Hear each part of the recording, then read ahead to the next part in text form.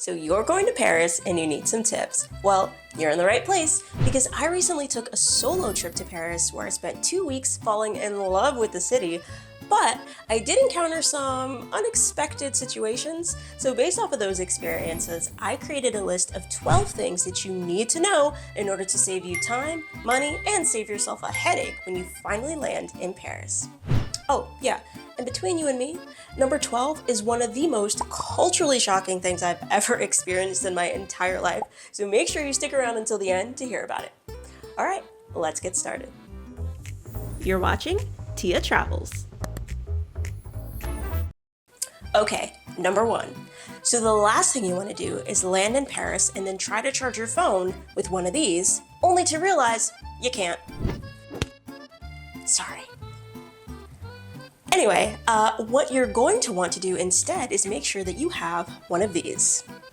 This is a European travel adapter, and you're gonna need one of these if you want to plug anything into the wall in Paris or any European city for that matter.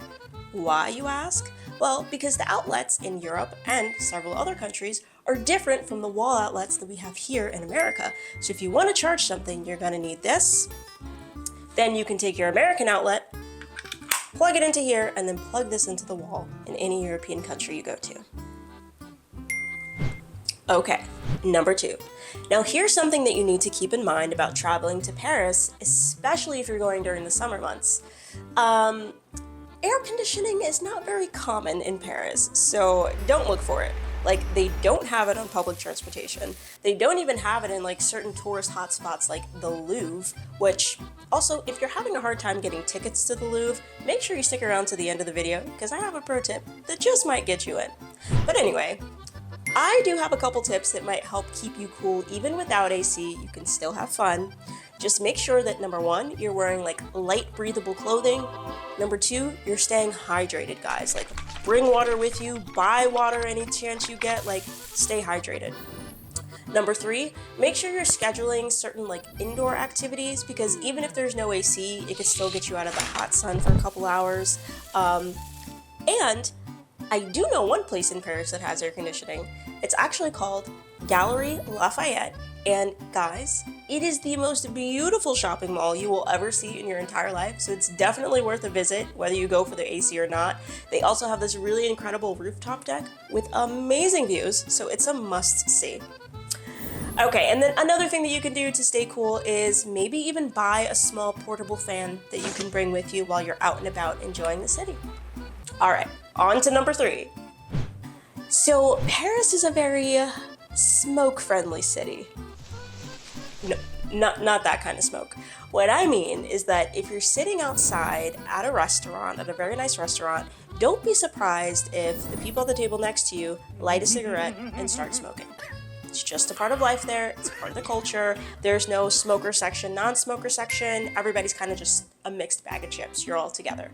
So if you're not a smoker like me and you don't want to be around other smokers, just eat indoors, enjoy your meal, and pray that there's air conditioning in that restaurant.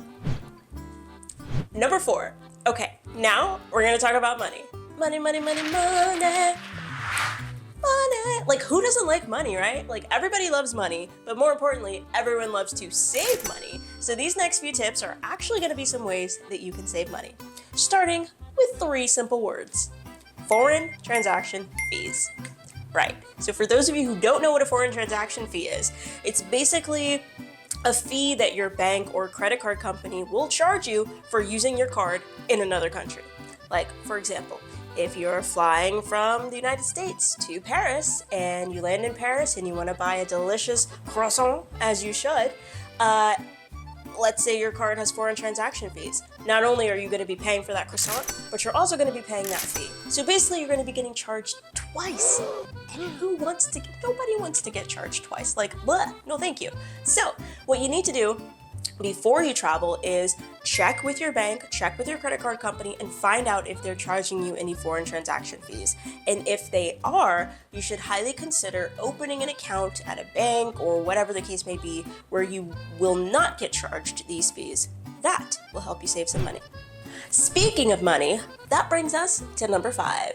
Now, this is one of the most important things that I'm going to say in this video, so please listen with both ears. I need your full undivided attention, okay? So, if you plan on taking public transportation, specifically the metro, when you're in Paris, that means you're going to get a card that looks very much so like this. This is a Navigo card.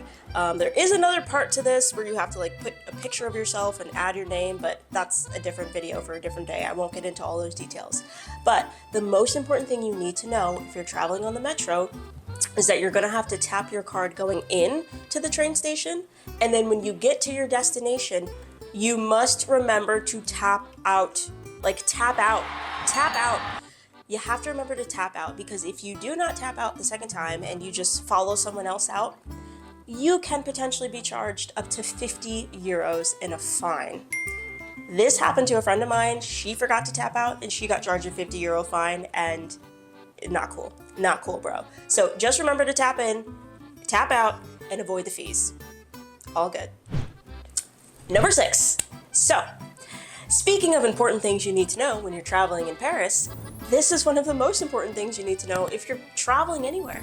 A great tip is to always try to learn a few words in the native language of the place that you're traveling.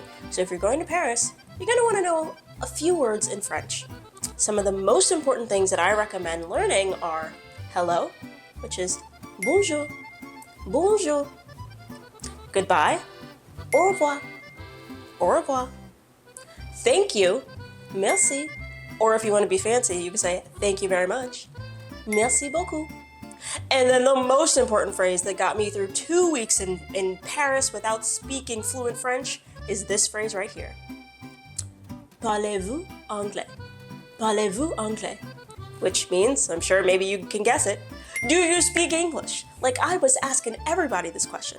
So basically the conversation would go, like, for example, I would walk into a bakery, right? Go over to the cashier and say, bonjour. And then they would say bonjour. And then they would start speaking to me in French.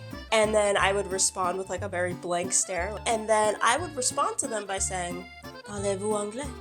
And then they would give me a little smirk and either say oui, which means yes, or they would just say yes in English. And then I'd be like, okay, thank God. And then I would talk to them in English.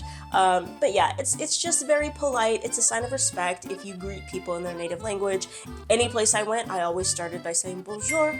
Really wanted to make a good first impression. So always start with at least bonjour, and then try to learn a few other phrases if you can. But most people I encountered spoke English, except for my Uber drivers, which brings me to my next tip. Number 7.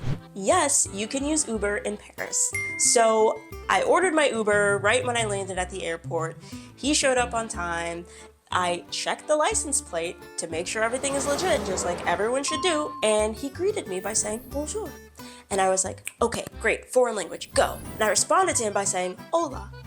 Guys, I don't even speak fluent Spanish. Like, I understand it, like I can read it and stuff, but like speak. So I'm like, what am I saying, huh? So anyway, after I said hola, I looked at him and said, parlez-vous anglais? And he looked at me and he was like, no. And then I got scared. I'm like, oh God. And then he asked me, parlez-tu français? And I was like, no. So we kind of both stared at each other for a minute, got in the car, and was like, well, this is gonna be an interesting ride. Anyway, long story short, you can use Uber in Paris. But that brings me to my next point, number 8. You can only use Uber if you actually are able to get a cell phone service and connection. So the next tip is to check with your phone company to see if your plan includes international coverage. Thankfully, my plan did, so I didn't need to do anything additional.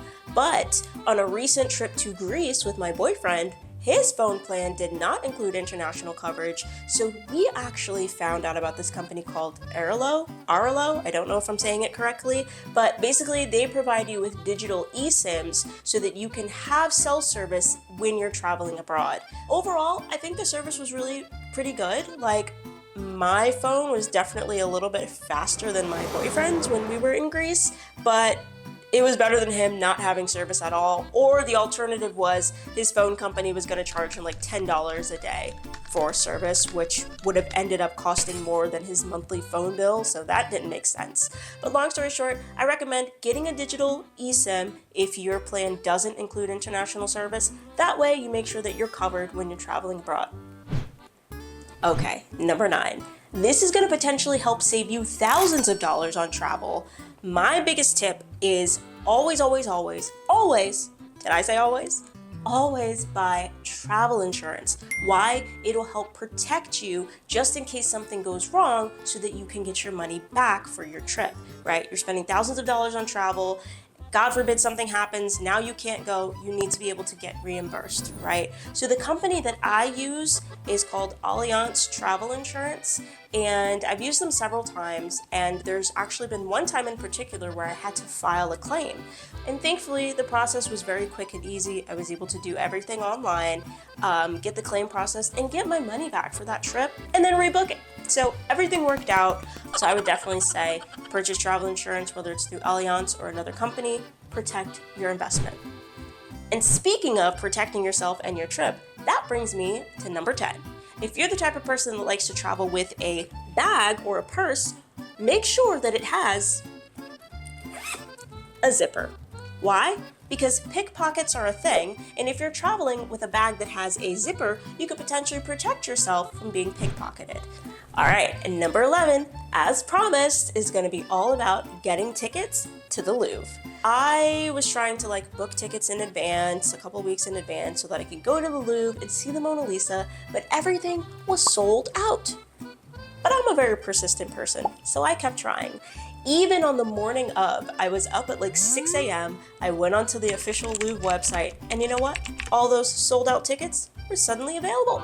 Come to find out, the Louvre specifically holds onto a certain number of reserve tickets so that people can actually get in on the day of. And I was one of those lucky people. So don't panic if you're trying to book Louvre tickets in advance and everything's saying sold out. You still have a chance to buy them the day of if you act fast and get up early. So go to the Louvre, see the Mona Lisa, and have a great time. All right, time for number 12. The most culturally shocking thing that has ever happened to me in my life occurred when I was in this beautiful part of Paris called Montmartre. Montmartre, right? Okay, native French speakers, don't come for me. I am trying my best. There is a literal T in the middle of this word that's silent. How are we supposed to know it's silent? Anyway, I digress. I was in that beautiful part of town, which is very well known for the basilica that sits on the top of the hill, which is a church, and then the Wall of Love, which is a literal wall with the word I love you written in almost 250 languages on this wall, and it's just, if you're a hopeless romantic like me, it's definitely worth visiting. But anyway, I was walking around in this very charming part of town, and I had to use the bathroom. So I'm searching for a place to go. There's almost no place in sight until I find this one little place, restaurant, that says you can use the bathroom, but you have to pay them €5. I had to pay €5 to use a public bathroom. Never in my life have I ever had to pay money to use a public bathroom. So long story short, if you're going to this part of Paris, please make sure you use the bathroom beforehand, and don't drink anything while you're there. Yeah. Anyway, has anything culturally shocking ever happened to you when you were traveling abroad? I want to hear your craziest stories, so let me know in the comments below. Also, don't forget to check out my other Paris videos and shorts that'll tell you some of the best places to eat and some of the best things to do when you're in Paris. Alright guys, thanks for watching. Don't forget to subscribe so I can see you in the next video.